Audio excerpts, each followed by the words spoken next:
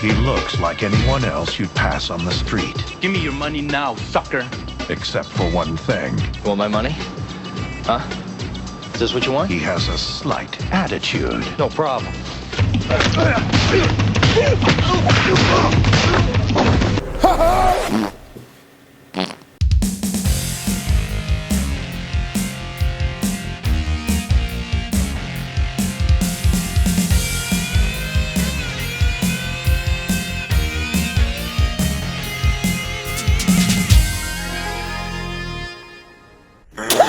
What up, party people? Bobo here with BrassReel Brothers. Thanks for coming back for some more popcorn. So if you watched my last video, Showdown in Little Tokyo, which if you did, thanks. I'm doing a little martial arts theme right now, so I got 2 more to go. Which, by the way, I want to say real quick, I was watching my Showdown in Little Tokyo video, just to check it out, and I noticed that I forgot to turn on the marquee in the back. Oh yeah. Cookies. Well, sorry about that, guys. I didn't forget this time. So we're picking up this episode with the underrated classic in the 90s that I adored and still do, The Perfect Weapon. The Perfect Weapon. Starring Jeff Speakman and Dante Basco, the kid that played Rufio from Hook. So this movie is directed by Mark Disill or Mark Disill, but he was the guy that directed Kickboxer with Van Damme, and he also produced Death Warrant and Bloodsport. Ho-ho! So this guy obviously knows what's up with martial arts action flicks from the late 80s, early 90s. And man, this one right here was in my go-to arsenal of those types of films. When I was growing up, I loved watching all these movies. They all got me pumped up. And even though my dad let me get away with watching a lot of stuff, especially horror films, my mom was okay with letting me watch martial arts films because I was into Taekwondo and stuff like that growing up. So she found it relatable. And most of them were just martial art movies with bad language. But some of them, like Showdown in Little Tokyo, had a little bonus, if you catch my drift. So this movie flew a little under the radar, but a lot of my friends knew about it. But I mean, it wasn't a big one that was in theaters or anything like that. But it was trying to compete with movies that were the Van Damme films and the Seagal movies. I mean, it was coming out right at those times, just like Showdown in Little Tokyo was. But Jeff Speakman was the real deal. Not saying that Seagal and Van Damme weren't in their own ways, but Speakman truly was a badass Kempo instructor or expert or whatever you want to call it. In fact, later in life, he was partly my inspiration for getting involved with Kempo, among a couple other inspirations, but he had something to do with it. But Speakman was a badass. Right off in the opening title sequence, which looks like Lethal Weapon, by the way, Perfect Weapon, Lethal Weapon. And now that I think about it, Jeff Speakman's outfit and sort of the way he behaves is very Martin Riggs-ish. It should have been a spin-off. That would have been awesome. Make like a prequel or something. He could have been Martin Riggs. Oh, it would have been badass. This case stinks.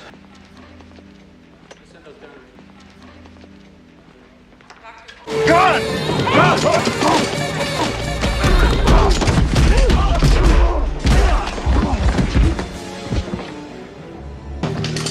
I'm too old for this shit.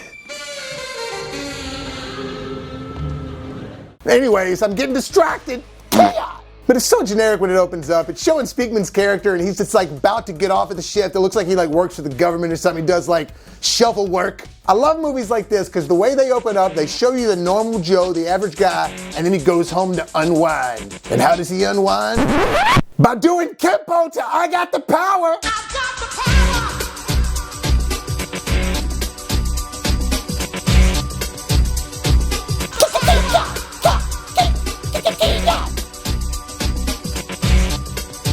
Man, that used to pump me up so much when I was a little kid. I used to watch that movie and put it on, move all the furniture out of the room, and do like fake karate as a kid. It was awesome. And I know there's some of you out there that did the same thing. It's a perfect way in just like a few minutes to show you like, oh hey, this guy's a badass. But it's the first thing you see in this movie. It's great. It wastes no time. Oh, it's getting kind of hectic.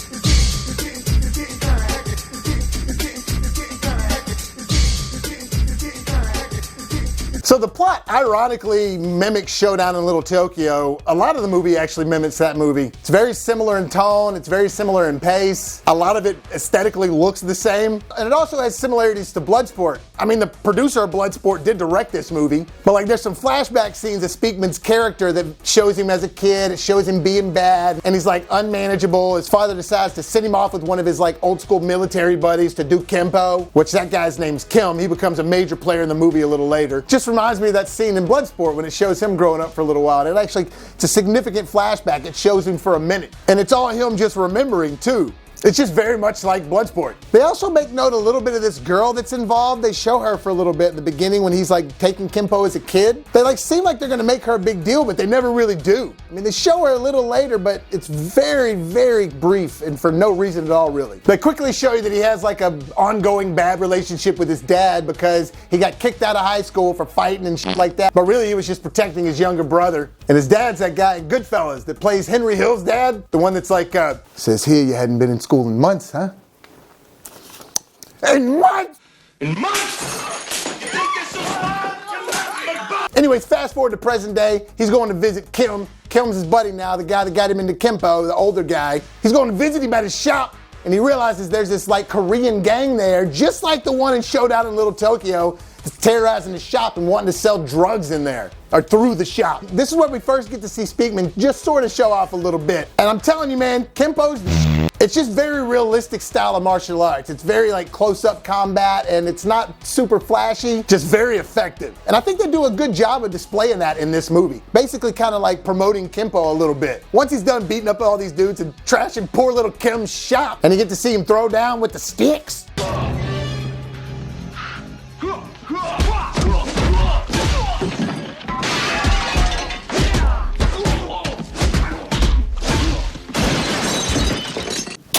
And that's where we get introduced to Basco's character, you know, Rufio. And he's just this little smart-ass kid that's just trying to help out Kim. He's cool. He's not in the movie a ton. He has his moments where he comes and says some lines here and there, and he's a little smart-ass. There's definitely this really funny scene where he's trying to talk a little trash to Jeff Speakman's character, and then he backs off. Everybody in Koreatown knows Young killed Kim, dick. Tracy. Even as a kid, I remember thinking, I was like, that's pretty funny. Well, because of all that happening, the Korean gang ain't having it, and they send somebody out to kill Kim. And man, I remember as a kid being really afraid of this guy they send. Ironically enough, his name's Tanaka, just like Showdown. This movie was made the same year, but this dude's just really massive, and he has a black suit, and he always pulls out this little white flower and puts it in his pocket right before he kills someone, and then he puts it on after he kills them. I remember as a kid finding that very poetic, and just it kind of scared me. It stuck with me a little bit. It reminded me kind of how Bolo Young's character was in Double Impact. It scared me as a kid. But of course, Speakman is too late. He's passing back by and he sees where the guy broke into the shop. He goes up and checks on Kim and he's already dead. But he chases the car down just like Martin Riggs would. I'm telling you, this movie has a lot of similarities, or the character has a lot of similarities to Lethal Weapon.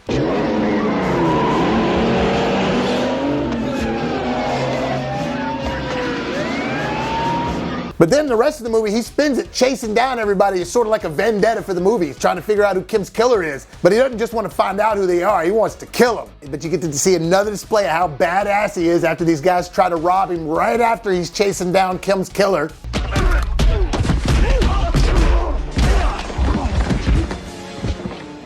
Oh, it's so badass. God, I'm telling you, Speakman was completely overshadowed. Pretty soon the cops arrive on the case though, and then that's when we realize that Speakman's younger brother's a cop. He shows up. We get introduced to him right there.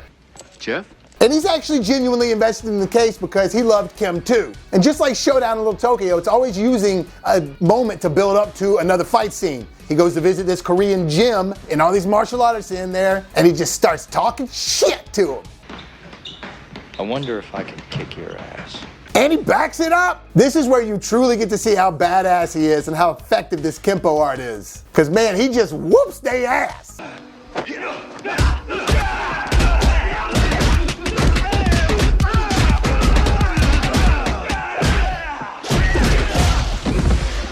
But immediately after doing that, he gets some info off of one of the dudes laying on the ground and just proceeds to go to the club crock pit to start another fight. And then he actually just goes in and throws first punch immediately. Like, he ain't messing around.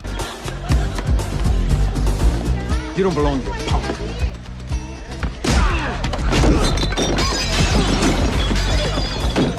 I mean, it's like the same way horror movies are always building up to a kill. This movie is literally always building up to a fight scene. I love it. And they're badass fight scenes too. Some of the best I've seen in movies. They really hold up because the fighting's just powerful and believable. And man, when he's in the crock pit, he is truly throwing down until somebody gets a cheap shot and bashes him with a beer bottle. But then this mysterious guy appears at the funeral for Kim. His name's Young. and he claims to know somebody who knows who the killer is. Not only does this movie remind you of Showdown in Little Tokyo in a ton of different ways, then Shang Tsung from Mortal Kombat shows up again. But his name was Tanaka in Showdown in Little Tokyo. There's the other guy's named Tanaka in this one. Never mind. But Shang Tsung gives him a fake name, a guy that's actually a friend of Kim's. So Speakman busts up in there and does another badass infiltration, and that's when we really figure out that Young, the guy at the funeral, is the dude behind it all. Him and Shang Tsung and Tanaka. And right before the third act, we get an unbelievable Rambo-style montage. And we get to see Speakman go to town on his couch with the sticks. They're actually called batons, but I like calling them sticks.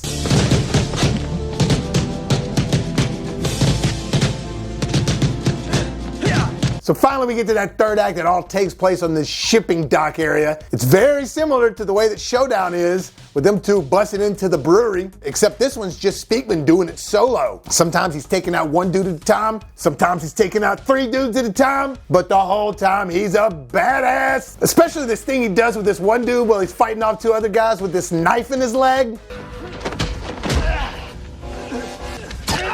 Oh! Oh. And then we get to see a true showdown with the sticks, or the batons. And man, he just annihilates all these guys with those things. It's so badass.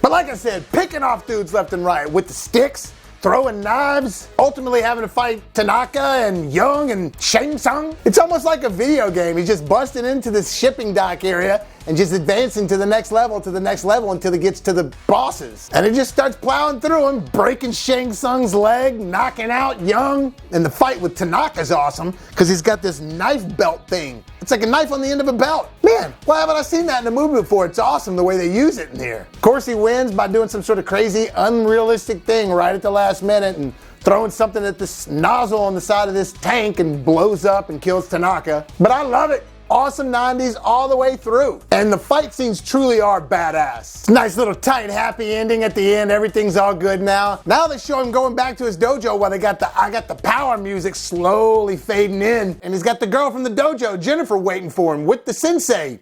It kind of seems like when she shut the door, it's like a threesome's about to happen. She's played by a young Mariska Hargitay, the girl from Law & Order. Anyways, what I love about this movie is it's just like Showdown in Little Tokyo. It's a total depiction of the times. It's super well paced. It's never a boring moment. You truly get into these characters. It's old school feeling. It's just badass. So when people truly had a lot of heart and passion to make these movies, and it wasn't just trying to make some pop culture thing to make a buck, which I like some of those movies too. But if you hadn't seen The Perfect Weapon and you're able to find it streaming out there somewhere or on DVD, check it out. Because it's a bad boy. Jeff Speakman's awesome. Guys, thanks so much for tuning in for some more popcorn. Hit the like button if you enjoyed the video. Look for BrassReel Brothers on Facebook. Look for Bobby Williams on Facebook. You can find me on Twitter, BrassReel Bobby at BrassReel. Also, keep your eyes out for the next and final installment of the martial arts little series I'm doing, The Dragon, the Bruce Lee story. Oh, that one's a good one. And if you haven't done so already, hit that subscribe button so you can help us make it to the top. And as always, if life gives you lemons, make some hot, fresh popcorns.